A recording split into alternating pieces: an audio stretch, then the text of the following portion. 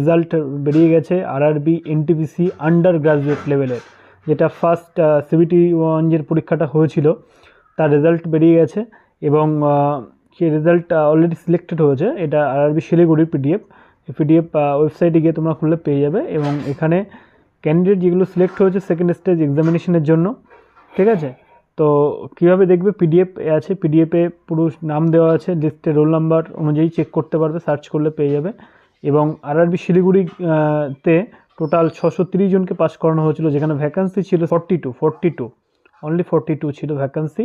ওকে, তো সেখানে সিলেক্টেড হয়েছে 630 জন, অর্থাৎ 15 গুণ মতো সিলেক্ট করছে, ঠিক আছে। তো বাকি জনে কাট আপ কত গেছে, আরআরবিতে শিলিগুড়িতে একটু কম গেছে 76। এই আরআরবি শিলিগুড়ির যেমন কাট আপ গিয়েছে কত, ওবিসি 76 গিয়েছে, ওবিসি গিয়েছে 74, জেনারেল গিয়েছে 76, ওবিসি 74, বাকি